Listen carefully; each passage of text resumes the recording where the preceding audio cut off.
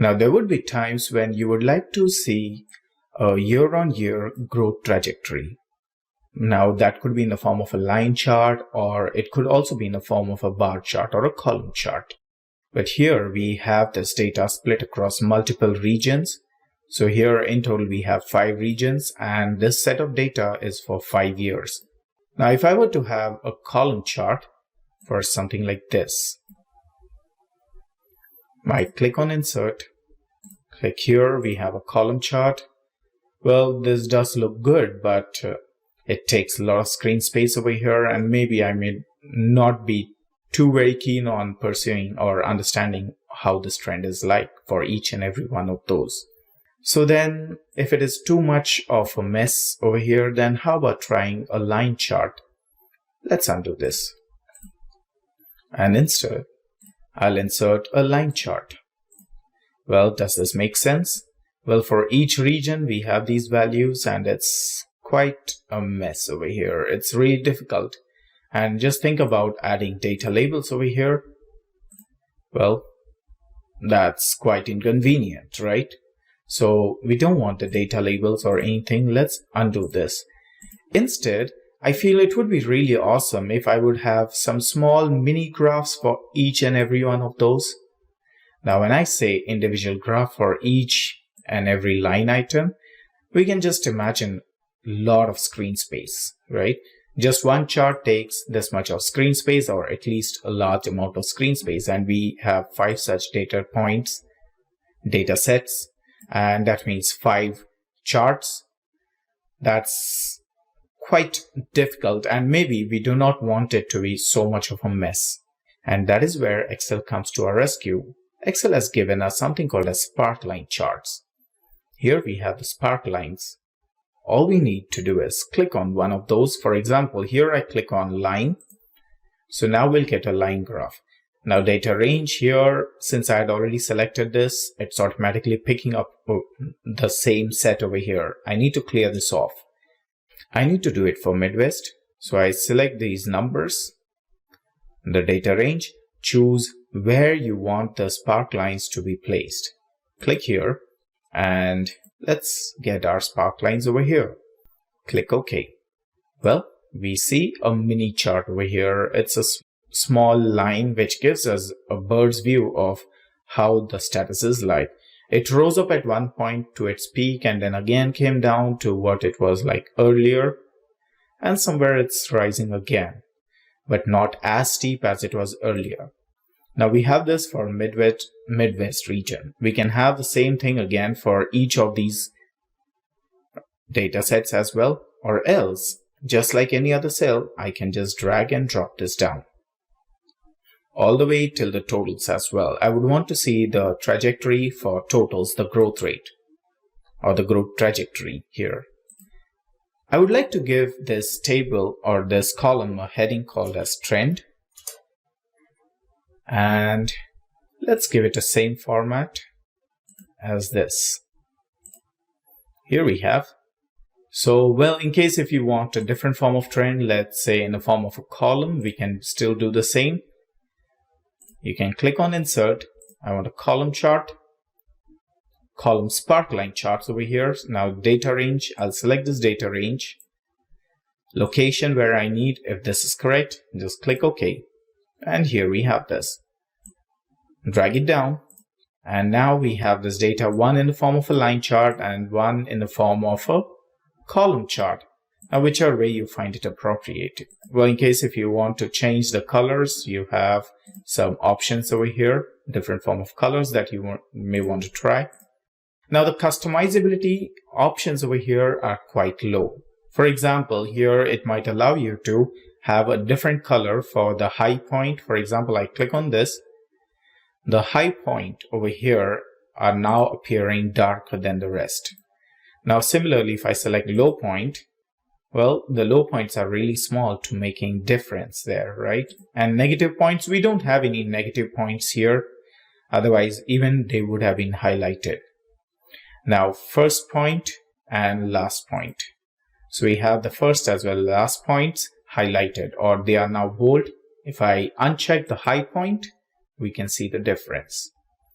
Well, this is the level of flexibility that you get with these Sparkline charts.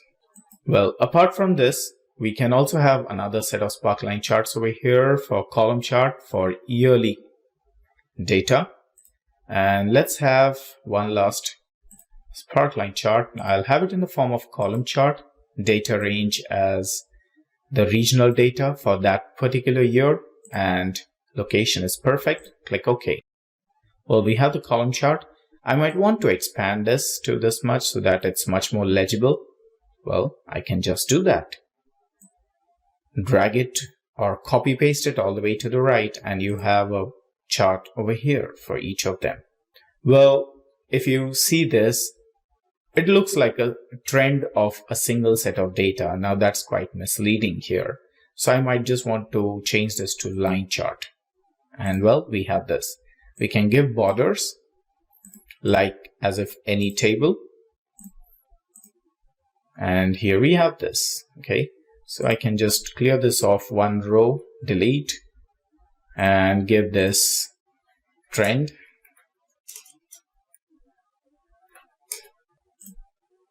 But the ideal one would be, although this does not make sense, now we have the borders, the ideal one would be the sparkline column here, wherein each bar represents a different region.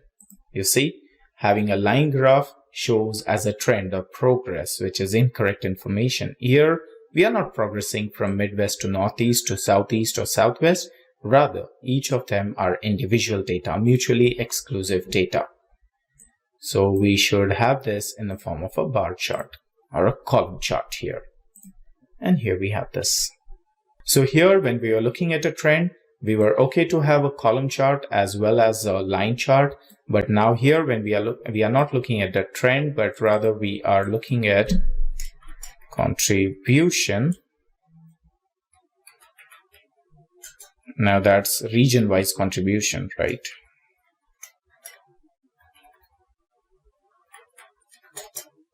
And let me just make this wrap text. So we have region-wise contribution here, which is good. And this is how you can make the best use of Sparkline charts. That's for quick review. You don't need to focus on each and every line, but the moment you find something amiss, like for example, this cell over here in the middle, you can see it's only the first two regions which have been performing, but the rest of them have been very poor in this case. That's in 2018. But then take a look at 2019. Something has happened. The rest of the year regions outperformed the first two. Okay, that's quite inconsistent. In 2020, all of them came somewhere closer, except for the West zone. Now let us explore the waterfall chart. A waterfall chart can be best used when you want to show the change in numbers, or let's say the transition from the start point till the end point. For example, take a look at this data over here. This is about inventory management, and we have got the periodical change in inventory for past 1 year. So we started the year with 2000 in our inventory, and we were left with 1500 in the month of December. And during this period, there were some additions and reductions. Now, it would be awesome if I could have this data in a visual representation format. For this, the waterfall chart would be a great idea. Let me show you how. This chart is available under the Insert menu, and here we can see Insert, Waterfall, Funnel, Stock, Surface, or Radar charts. That means all the charts available over here. The rest of the charts that haven't been classified under any of these. Well, in case if you have any difficulty in finding it here, you can click on charts over here in this See All Charts. You get a new window. By default, these are the recommended charts. If you click on this, let's say for this graph, either of the line chart or this, click OK.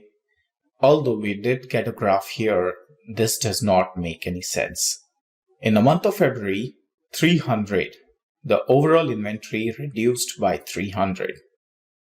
But here, it gives a different story. it gives the impression as if the overall inventory was low to minus 300. It was negative 300.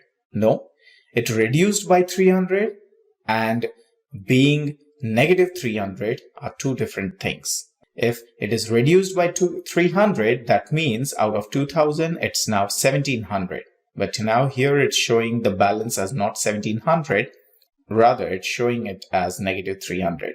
So this chart does not do justice for this set of data. Let's undo this, and I'll select this.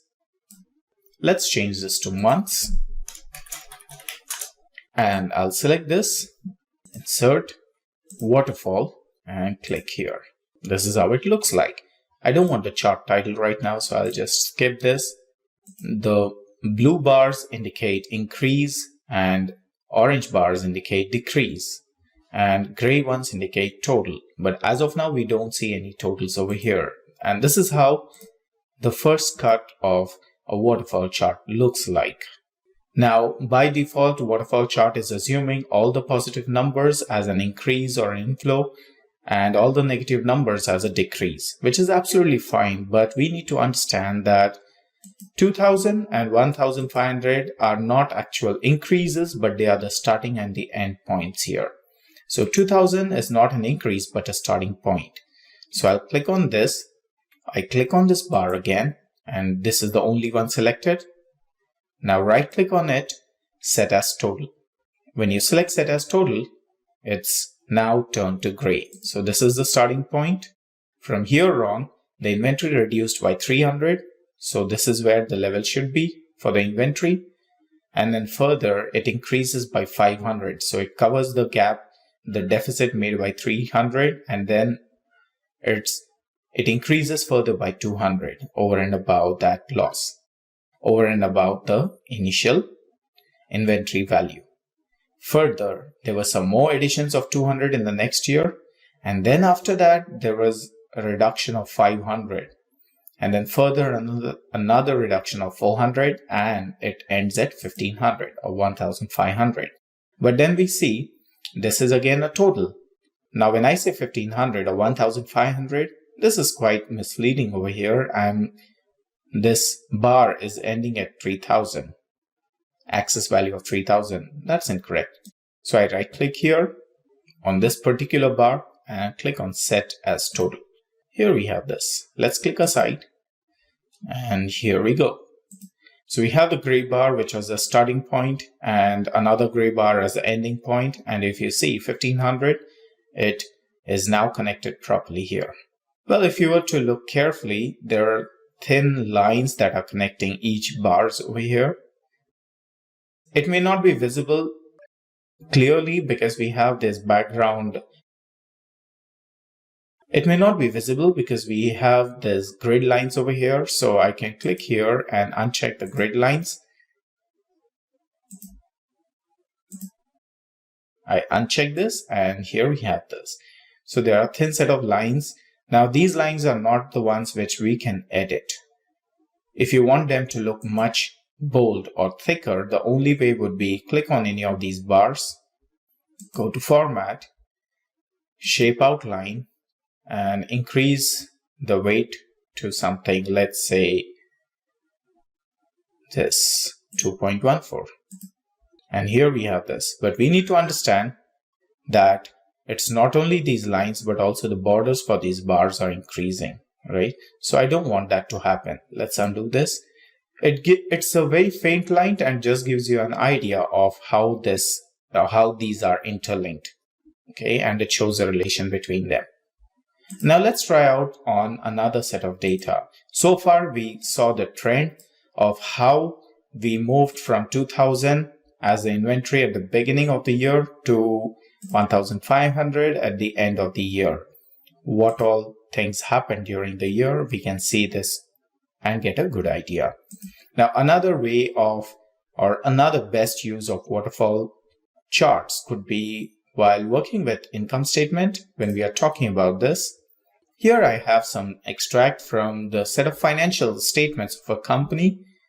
We have the sales and expenses in the form of cost of goods sold. Further, we also have some other income, some other sources of income. Then there is interest expense and taxes. And then finally, we have the net income. So we start with sales and how the sales. Now let's select this entire table. Go to insert. We have this waterfall. Click here. Well, we can see the labels over here: sales, cost of goods sold, other income, interest, taxes, net income. Well, I can just expand this further or shrink this. Maybe I can shrink it further. As a result,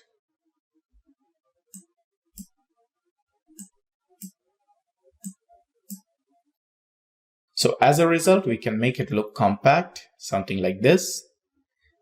And again, I don't want the chart title. I can uncheck it here or just click on it and delete. Again, sales, it's $100,000. Then we had some expenses. So overall, it comes down to $60,000. The white area is not visible to us. And this white area represents the balance. And then further, there has been an increase of $25,000 in form of other income, which is fine. And then there has been a reduction of $20,000 and further reduction of $15,000. And then net income is the ending point. However, here it's assuming or considering this net income as a cash inflow or a positive number representing increase in value, which is incorrect. So I right click on this, set as total, and here we have this. So we got some money, which was an increase. Okay, this is not a starting point for us in say like this was not the opening balance value, right? This is just a new set of data that we had. This is just the new set of sales that we have. And once we have $100,000, all these changes happen. And finally, we settle to $50,000. So this is another interesting way to observe the trend on what all components are occupying how much. I can see a major chunk is going towards cost of goods sold. And then we have interest expense. But take a look at this. Other income is closer to around 25% of your overall sales. Now that might, as an auditor, that might be a bit suspicious. But then if you're a real small company, then looking at it in the form of percentages does not make sense, right? Maybe it's a genuine transaction. Maybe you had some exceptional income at that time. It's a one-off case. But yes, it gives you a good view for your analysis.